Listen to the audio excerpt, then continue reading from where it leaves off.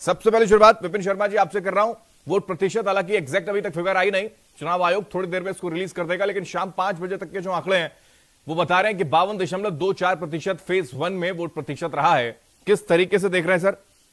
देखिए, इसमें सबसे मुख्य बात यह है कि अगर आप 2000 बिहार विधानसभा का चुनाव लें तो उस समय वोटर टर्नआउट की जो प्रतिशत थी वो 62% थी और उस समय लालू को जनता ने सत्ता पे बिठाया। और 2005 में, क्योंकि 2000 से लेकर 2005 तक लोग बड़े आक्रोशित थे, बहुत लालू के खिलाफ उनका एक गुस्सा बिल्कुल जग जाहिर था वो।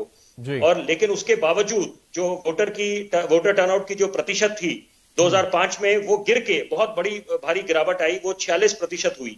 तो ये आप अगर बिहार की बात करें तो ये यहाँ पर कुछ भी नहीं कह सकते जब तक अंतिम निर्णय न आ जाए। 10 नवंबर को जब तस्वीर साफ होगी, जब परिणाम आएंगे, तभी दूध का दूध, तभी तस्वीर बिल्कुल साफ होगी और हम किसी निष्कर्ष पे पहुंच सकते हैं। बहरहाल इस समय जो मुख्य फैक्टर्स जो उभर के आएंगे वो ये है कि फर्स्ट टाइम वोटर, क्योंकि बिहार में एक बात हमें संज्ञान लेनी पड़ेगी, एक बड़ा इंपॉर्टेंट फैक्टर जो है कि जो विनिंग मार्जिन है, जो जीत का मार्जिन है, वो बहुत कम रहता है। लैंडस्लाइड विक्ट्रीज नहीं होती बिहार में बाकी राज्यों के मुकाबले।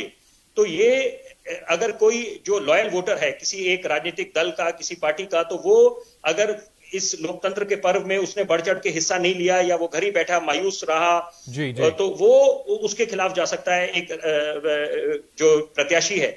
लेकिन यहाँ पर ये देखना है कि महिलाओं की क्या संख्या है, कि अगर हम पहले इस चरण के मतदान की बात करें कि यहाँ पर 1 करोड़ के आसपास महिला वोटर हैं, तो महिलाओं को सशक्त बनाने की नीतीश कुमार हमेशा बात करते आए हैं। और अगर हम पहले वो जंगल राज की बात करें, जैसे आज प्रधानमंत्री ने भी अपनी चुनावी भाषण में यही बात दोहराई कि जंगल राज के युवराज, और वो अलग बात है, आरोप प्रत्यारोप का दौर बिल्कुल स्वाभाविक है, लाजमी है, वो दोनों तरफ से आरोप प्रत्यारोप चलते हैं चुनाव में, वो हमेशा देखा जाता है। लेकिन यहाँ पर अभी मुद्दा ये है कि अगर हम पुराने उस युग को याद करें, जंगल राज को, जब एक खौफ था, तो यहाँ पर पहले क्या देखा जाता था, बाहुबली प्रत्याशी उतरते थे, बूथ कैप्चरिंग हुआ करती थी, कम से कम उससे लोगों को एक छुटकारा मिला है।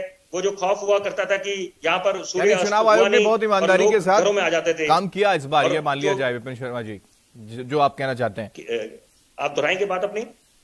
चुनाव आयोग ने पूरी निष्पक्षता के साथ इसको अंजाम दिया है और बिल्कुल। देखिए, मैं 2 बातें बोलना चाहूंगा। अगर आप चुनाव आयोग की बात करें तो अपने आप में यह अभूतपूर्व चुनाव है, क्योंकि पूरे विश्व में कोरोना काल में, वैश्विक महामारी के दौर में जिस तरह से इंतजाम करे गए थे, बहुत पुख्ता इंतजाम, कई lakh hand sanitisers, hand gloves, face shields, PPE kits, तो अपने आप में कोई किसी तरह का एहतियात नहीं बरता गया। और दूसरी बात, अगर आप सिक्योरिटी फोर्सेस की बात करें, सीआईएसएफ की तैनाती, उनकी कई कंपनियों को तैनात करा गया, सीआरपीएफ, बीएसएफ, एसएसबी, आरपीएफ, तो यहाँ पर किसी तरह की कोई ढील ना देते हुए जो इंतजाम पूरा पुख्ता थे।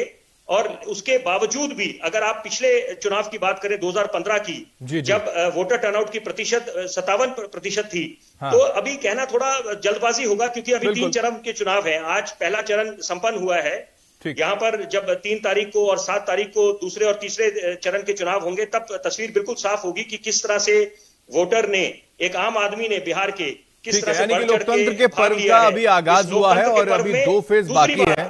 बस एक बात बोलूंगा, 78 लाख जो फर्स्ट टाइम वोटर्स हैं, उनकी भूमिका बहुत निर्णायक होगी,